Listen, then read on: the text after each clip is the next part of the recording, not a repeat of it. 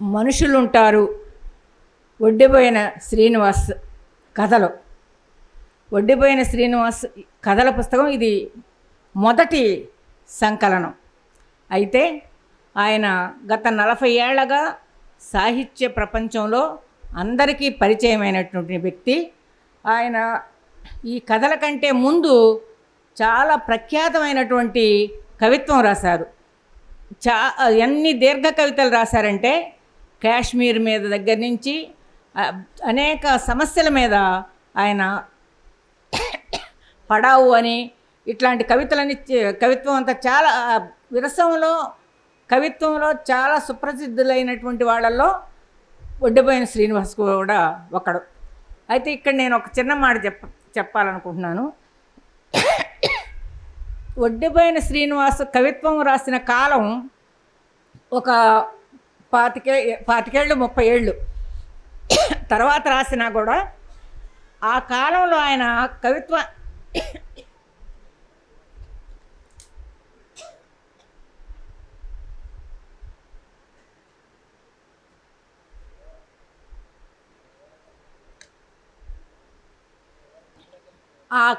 ఆయన కవిత్వాన్ని చదువుతుంటే ఒడ్డిపోయిన శ్రీనివాస్ రూపానికి ప్రతిగా ఉండేది. శ్రీనివాస్ కూడా అంత ఆవేశంగా ఉండేవాడు, కవిత్వం కూడా అంత ఆవేశంగా ఉండేది. కానీ ఆయన వ్యక్తిత్వ పరిణామం, ఇన్నాళ్ళ ఆయన అనుభవం ఈ కథా సంకలనంలో మనకి స్పష్టంగా కనపడుతుంది. ఒక ఆవేశంతో ఆలోచనతో రాసినటువంటి కవిత్వం నుండి కథలు రాయడం ప్రారంభించే నాటికి ఆయన వ్యక్తిత్వంలో కూడా చాలా పరిణామం జరిగిందని మనం ఈ కథలు చూస్తే అర్థమవుతుంది. ఈ సంకలనంలో 15 కథలు ఉన్నాయి.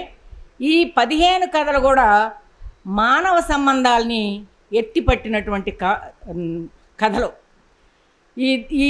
దీనికి ముందు మాట రాసినటువంటి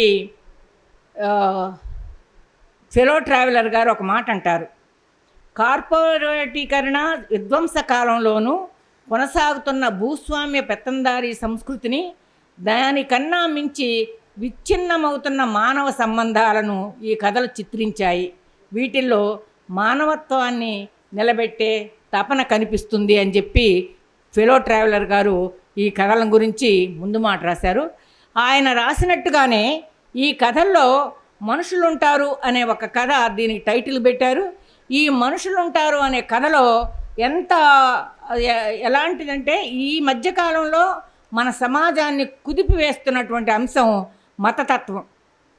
ఈ అల్లర్లు మనకి ప్రతి చోట అల్లర్లు, ముస్లింల మీద దాడులు, గో హింస జరిగిందని చెప్పి, గోహత్య జరిగిందని చెప్పి వాళ్ళ మీద దాడి చేయటమే కాకుండా చంపేసిన దృశ్యాలు మనకి మన సమాజంలో అందరికీ తెలిసిన విషయాలే.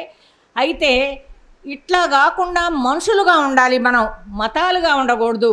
ఫలాని మతం అని చెప్పకుండా మనం మనుషులుగా ఉండాలి అని అంటే ఎలా ఉండాలో ఒక ఇద్దరిని ఉదాహరణగా తీసుకుని, రాజుబాయ్ అని తర్వాత ఒక ముస్లిం క్యారెక్టర్ని తీసుకుని వాళ్ళిద్దరూ పక్క నీళ్ళల్లో ఆపద సమయంలో వాళ్ళు ఎలా ఒకరికొకరు సహాయం చేసుకున్నారు, ఎంతగా సహాయం చేసుకున్నారు అని అంటే ముస్లిమ్స్ మీద దాడులు జరుగుతూ ఉంటాయి.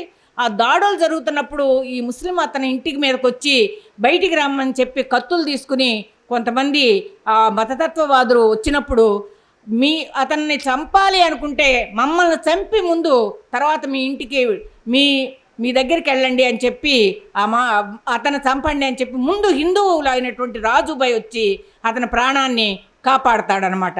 అట్లాంటి అంటే ఇదే ముస్లిం అతని పేరు మర్చిపోయాను. ఈ ముస్లిం అతనే ఎవరైతే తన మీదకి దాడికి వచ్చాడో ఆ దాడికి వచ్చినటువంటి కొడుకు యాక్సిడెంట్ అయితే ఆ కొడుకుని తీసుకెళ్ళి ఆ రాంబాయ్ అతని పేరు, ఆ రాంబాయ్ అనే ఒక అతని కొడుకుని తీసుకెళ్ళి హాస్పిటల్లో చేర్చడమే కాకుండా ఈ ముస్లిం ఆయన ఆ అబ్బాయికి తన బ్లడ్నిచ్చి ఆ బ్లడ్ మార్చడం ద్వారా ఆ రాంబాయి కొడుకు బతుకుతాడు. అదే రాంబాయి ఇతని రాంబాయి ఈ ముస్లిం అతని మీదకి దండయాత్రకు వచ్చినప్పుడు ఈమె ఆ పక్కనున్నటువంటి రాజుబాయి భార్య అడుగుద్ది, ముందు నీ కొడుకుని అడుగు, ఎవరి రక్తం ప్రవహిస్తుందో అడుగు చూడు, ముందు నీ కొడుకుని అడిగిన తర్వాత వచ్చి వీళ్ళ మీదకి అప్పుడు రాని ఇక్కడికి, వాళ్ళ మీదకి చెయ్యి పడబోయే ముందు మా మీద చెయ్యి వేసి వాళ్ళని వేసిన తర్వాతే వాళ్ళ మీదకి చెయ్యి అని అతన్ని వాళ్ళ ఇంట్లో దాచుకోవడమే కాకుండా అతన్ని కాపాడుతాడు. అది అంటే కొంతమంది మతతత్వవాదులైనటువంటి వాళ్ళు మతాన్ని పుణికిపుచ్చుకున్నటువంటి వాళ్ళు ఉన్నటువంటి ఈ ప్రపంచంలో, ఈ సమాజంలో మనుషులు ఉంటారు. కొంతమంది ఈ రెండిటికి సంబంధం లేనటువంటి అసలు సిసలైన మనుషులు ఉంటారు అని చెప్పి ఆ కథలో చెప్పారు. ఆ మనుషులు ఉంటారు కథే దీనిలో మెయిన్ కథ. అదే కాకుండా మామూలు చాలా కథలు, ఆ కథలన్నీ చెప్పాలంటే టైం అయిపోద్ది కాబట్టి ఇప్పటికే నా వైపు చూస్తూ ఉన్నారు. చాలా కథలు ఒక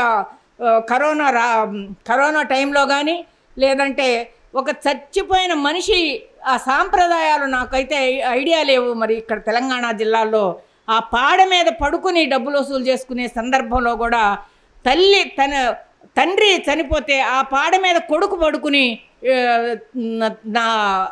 అదేదో పాడకట్టు అనే ఒక సాంప్రదాయాన్ని నిర్వహించినప్పుడు అక్కడ ఉన్నటువంటి ఒక అతను అనుకుంటాడు, ఇది ఏం సాంప్రదాయము, ఇది ఎట్లా ఉంది, ఇది ఎట్లా మనుషులు విధ్వంసం అవుతున్నారో చెప్పినటువంటి కథ ఇది.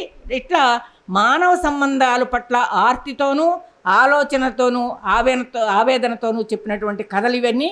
ఈ కథలు అందరూ చదవాలని, అందుకోసం ఈ పుస్తకం కొని చదవాలని ఆకాంక్షిస్తూ ధన్యవాదాలు.